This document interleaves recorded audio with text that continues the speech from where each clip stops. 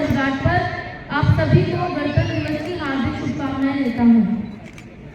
गणतंत्र दिवस के शुभ अवसर पर सामान्यतः भारतीय नेताओं की गौरव गाथा और भारतीय स्वतंत्रता संग्राम पर व्याख्यान प्रस्तुत किया जाता है, परंतु मैं आज आप सबके समक्ष भारतीय लोकतंत्र के सबसे काले पन्ने जिसने भारत माता के हृदय में चोट पहुंचाई उसका व्याख्यान करूंगा। और मेरे व्याख्यान का विषय है black days of democracy, that is emergency, अर्थात आपातकाल। कहीं सुराग नहीं किसी भी कातिल का, लहूलुहान मगर मेरे शहर का नजारा है। ये लहू था लोकतंत्र का और कातिल थी लोकतंत्र की सबसे ऊंची कुर्सी। और बात है 1975 की। आज 49 साल बाद मैं फिर से आप सबके समक्ष लोकतंत्र का सबसे काला पन्ना खोलना चाहता हूँ।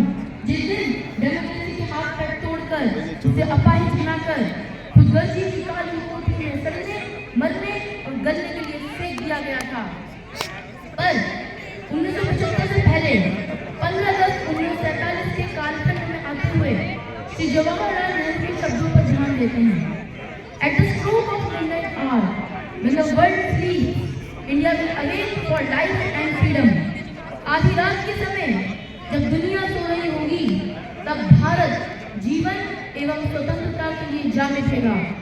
28 साल बाद आधी रात को ही जब दुनिया सो रही थी तब श्री पंडित नेहरू की बेटी श्रीमती इंदिरा गांधी ने दुनिया के सबसे बड़े लोकतंत्र की स्वतंत्रता का गला घोट दिया।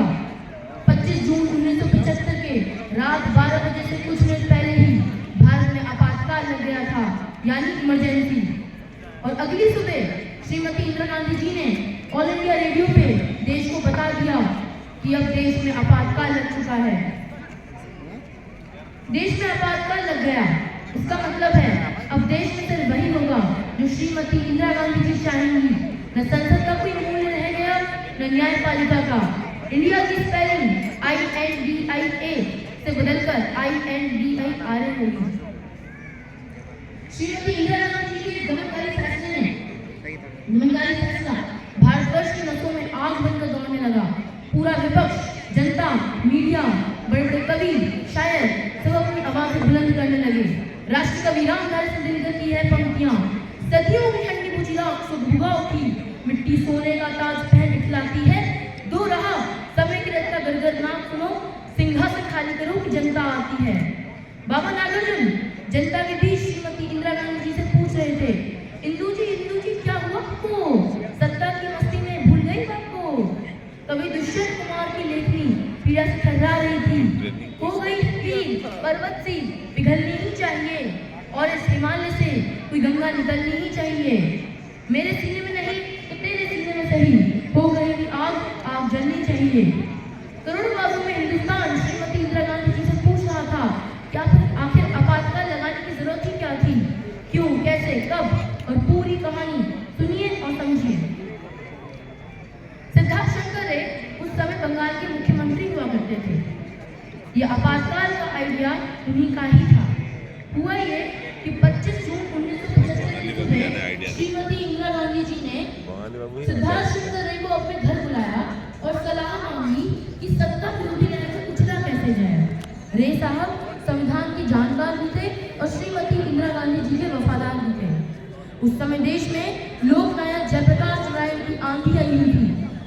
1971 के भारत पाक युद्ध में दुर्गा बनी श्रीमती इंदिरा गांधी जी अब सूखे पत्ती से थर्रा रही थी, उन्हें कुछ सूझ नहीं रहा था।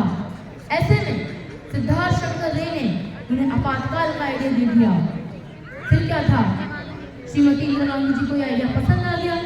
न मिनिस्टर से पूछा, न कैबिनेट से सलाह ली और दो नेता राष्ट्रपति फखरुद्दीन अली अहमद के पास जा पहुंचे।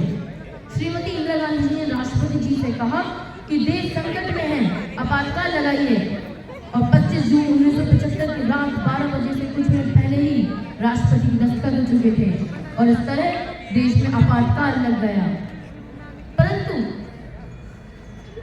आपातकाल लगने के बाद श्रीमती इंदिरा गांधी जी अलग किरदार नहीं आ गई, उनका कैरेक्टर ही बदल गया। अपने खिलाफ उठने वाली हर आवाज से गला घोट दिया। अखबारों के दफ्तरों में बिजली काट दी गई। हर तरफ था श्रीमती इंदिरा गांधी जी का दम और खौफ में था लोकतंत्र का एक स्तंभ। प्रेस पर भी सेंसरशिप लगा दी गई। श्रीमती इंदिरा गांधी जी की इजाजत के बिना कुछ भी छापना अपराध बन चुका था। बात अगर राजनीतिक विरोधियों और प्रेस तक रहती तो भी ठीक था। कला और कलाकार भी श्रीमती इंदिरा गांधी जी की तानाशाही से नहीं बच पाए। श्रीमती इंदिरा गांधी जी के इस फैसले ने दुनिया के सबसे बड़े लोकतंत्र के सम्मान को गहरा झटका दिया। जैसे भारत एक रातों रात एक लोकतांत्रिक देश बचा ही नहीं। आपातकाल के इस अपराध में सरकार की ओर से चलाया गया नसबंदी कार्यक्रम आपातकाल के अपराध का सबसे काला अध्याय बन गया। इसकी कीमत श्रीमती इंदिरा गांधी जी को जल्द ही चुकानी पड़ी। 1977 के आम चुनाव हुए। 3 दिन में कराए गए चुनाव में श्रीमती इंदिरा गांधी जी बुरी तरह पराजित हुई। वे स्वयं रायबरेली की सीट से हार चुकी थी। कांग्रेस से गठबंधन को 153 सीटें मिली। विपक्ष एकजुट होकर लड़ा और जीत गया। उसको 298 सीटें मिली और इस तरह देश में पहली गैर कांग्रेस सरकार बनी। ये तो था कि आपातकाल कैसे लगा और उसके बाद क्या हुआ, लेकिन आखिर आपातकाल लगा ही क्यों? आपातकाल इसलिए लगा क्योंकि श्रीमती इंदिरा गांधी जी को उस तरह अपनी कुर्सी बचाने के लिए एकमात्र यही विकल्प था। 1971 के आम चुनाव में श्रीमती इंदिरा गांधी जी 1 लाख मतों से विपक्षी प्रत्याशी राजनारायण से जीत गई थी। परिणाम आने पर उन पर धांधली से चुनाव जीतने का आरोप लगाया गया।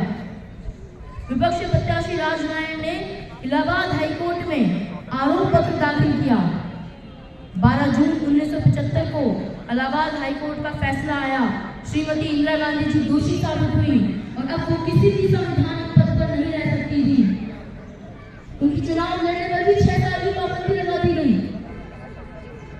कोर्ट ने फैसला सुनाते हुए 20 दिन का स्टे लगा दिया था कि इन 20 दिन में कांग्रेस पार्टी अपना नेता चुने, परंतु श्रीमती इंदिरा गांधी जी ने यह फैसला नहीं माना और हाईकोर्ट के फैसले के 13वें दिन लोकतंत्र की पैरवी कर दी।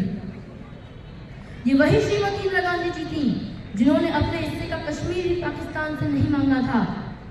इतनी उदार थी श्रीमती इंदिरा गांधी जी, इतना बड़ा दिल था उनका। लेकिन परायों के साथ उदारता और अपनों के साथ इमरजेंसी, ये भी कोई बात होती है? इमरजेंसी भारत के इतिहास की सबसे बड़ी भूल थी। लेकिन भूल भूलने के लिए नहीं होती है, सबक लेने के लिए होती है। भूलों से सबक लेंगे तभी तो एक नया भारत बनाएंगे, एक ऐसा भारत जहाँ इमरजेंसी नहीं लगाई जाएगी, आंख मंडालियों को बख्शा नहीं जाएगा, अपना हिस्सा खैरात में नहीं दिया जाएगा, जहाँ पे भारत माता के सीने पे लाल झंडा गाड़ने वाले के हाथ काट कर फेंक दिए जाएंगे। एक ऐसा भारत जो खुशहाल होगा, बेमिसाल होगा, आजाद होगा, आबाद होगा और जिंदाबाद होगा। जय हिंद, जय भारत।